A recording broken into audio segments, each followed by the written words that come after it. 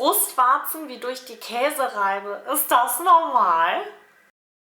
Hi du und willkommen zurück auf Birthspace. Ich bin deine Doula Jules und heute reden wir mal ganz ehrlich über das Thema Stillen. Und zwar nicht diesen romantisierten Social-Media-Kram mit Blümchenfiltern, sondern das echte Leben.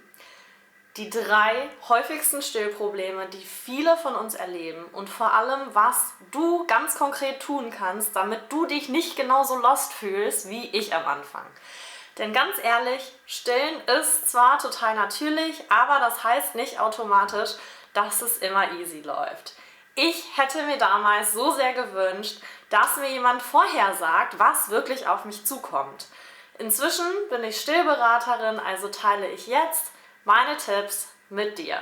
Wenn du nur eine Sache aus diesem Video mitnimmst, dann bitte die. Hol dir lieber früher als später Hilfe, wenn du das Gefühl hast, dass irgendwas nicht stimmt. Du musst dann nicht alleine durch. Los geht's mit Problem Nummer 1. Wenn jeder Zug wehtut, warum Brustwarzen am Anfang so schmerzen können. Ich sag's dir, ich habe in den ersten Tagen gedacht, ich drehe durch. Meine Brustwarzen haben so wehgetan, dass ich mich richtig vor dem nächsten Stillen gefürchtet habe. Und dabei hatte ich ständig im Kopf, Stillen ist doch eigentlich das Natürlichste der Welt. Warum tut das so weh? Viele erzählen von diesem brennenden, stechenden Schmerz und das Gefühl, dass da gleich was abfällt. Kein Witz. Irgendwann habe ich kapiert, Schmerzen sind ein Warnsignal, kein Beweis, dass du was falsch machst oder dein Körper irgendwie ungeeignet ist. Der häufigste Grund ist schlicht, das Baby ist nicht richtig angelegt. Was du tun kannst, achte darauf, dass dein Baby nicht nur an der Brustwarze saugt, sondern einen großen Teil vom Warzenhof im Mund hat. Der C-Griff ist super. Stell dir vor, du machst ein C mit deiner Hand und formst deine Brust zu einem Hamburger. Daumen oben, Finger unten, ein paar Zentimeter von der Brustwarze entfernt. So kannst du die Brust leicht formen und deinem Baby das Andocken erleichtern. Und dann sanft reinschieben von oben in den geöffneten Mund.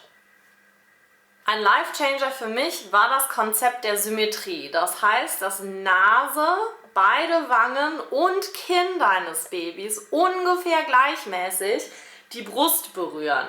So, also nicht so und nicht so und nicht zu einer Seite oder zu der anderen Seite, sondern alle 4 Punkte ungefähr gleich. Klingt simpel, aber verändert alles. Noch ein wichtiger Punkt, viele halten ihre Babys viel zu hoch. Versuch's mal so, dass dein Baby ganz entspannt liegt und der Kopf ein kleines bisschen nach oben schauen muss, um an die Brust zu kommen. Das fördert nämlich einen guten Trinkfluss. Stillkissen können helfen, aber oft bringen sie einen eher aus der natürlichen Haltung raus. Probier dich durch, bis du deine Lieblingsposition findest. Bonustipp: Nach dem Stillen etwas Muttermilch auf der Brustwarze trocknen lassen. Die hat nämlich heilende Eigenschaften. Lanolinsalben können zusätzlich unterstützen und beobachte frühzeitig, wenn du kleine Rötungen oder kleine Risse siehst, dann sofort was unternehmen. Und wirklich, such dir Frühhilfe, wenn du merkst, da stimmt was nicht. Eine Stillberaterin oder Hebamme kann da wirklich Gold wert sein. Nummer 2. Meine Brüste sind steinhart und mein Baby kriegt den Mund nicht ran. Ich hatte das Gefühl, meine Brüste platzen gleich. Total prall, hart und auch manchmal heiß. Und mein Baby war völlig überfordert. Statt dass das Stillen den Druck dann lindert, wurde es einfach nur noch schlimmer. Ich habe geheult, mein Baby hat geschrien, einfach der Horror. Ich habe gelernt, dass das ein klassischer Milchstau ist. Und das ist nicht selten. Der entsteht, wenn mehr Milch produziert wird, als abfließt oder wenn ein Milchgang verstopft ist. Stress, enge Kleidung, zu seltenes oder ineffektives Stillen, das kann alles mit reinspielen. Was du tun kannst: Vor dem Stillen Wärme, also zum Beispiel eine warme Dusche oder ein feuchtwarmes Tuch auf die Brust. Das hilft, den Milchfluss erstmal anzuregen. Währenddessen sanft massieren, immer Richtung Brustwarze, nicht quetschen. Und nach dem Stillen kühlen, Kühlpacks, Quarkwickel oder kalte Kohlblätter, ja wirklich, helfen gegen Schwellung und Schmerzen. Stille so häufig wie möglich, jedes Mal, wenn dein Baby anfragt und mindestens alle 2 bis 3 Stunden. Und achte darauf, dass dein Baby die Brust gut entleert. Probiere verschiedene Stillpositionen, damit alle Milchkanäle gleichmäßig entleert werden. Und bitte trag keine zu engen BHs oder irgendwelche Kleidung, die Druck auf die Brüste ausübt. Das macht nämlich alles nur noch schlimmer. Wenn du viel mehr Milch produzierst, als dein Baby braucht, gibt es ja auch, dann kannst du stillhemmende Tees trinken, zum Beispiel mit Pfefferminze oder Salbei, oder abwechselnd nur eine Seite für ein paar Stunden stillen und dann die andere Seite. Dadurch sendest du dem Gehirn das Signal, dass zu viel Milch produziert wird und es mal einen Gang runterschalten soll. Und denk dran, ein kleiner Knoten oder eine Rötung kann schon der Anfang eines Milchstaus sein, also direkt reagieren. Problem Nummer 3, mein Baby will einfach nicht trinken. Was stimmt nicht mit mir? Nichts hat mich so sehr verunsichert wie das. Mein Baby hat die Brust verweigert. Es hat sich weggedreht, geweint, sich steif gemacht. Ich war fix und fertig. Ich habe mich gefragt, ob es an mir liegt und ich was falsch mache. Und das war der absolute Tiefpunkt. Ich habe gelernt, dass es viele, viele Gründe dafür gibt, dass ein Baby nicht andocken will. Das hat nichts mit dir als Mama oder Papa zu tun. Manchmal liegt es an der Technik, ja, aber manchmal auch an anderen körperlichen Dingen beim Baby. Zum Beispiel eine verstopfte Nase oder Bauchweh, ein verkürztes Zungenbändchen oder auch SOA. Das ist eine Pilzinfektion, die man zum Beispiel an weißen Belägen im Mund erkennt, die aussehen wie so kleine Zähnchen oder Milchränder. Was du dann tun kannst, erstmal dein Baby beruhigen. Viel Körperkontakt, vielleicht sogar nackte Haut auf Haut.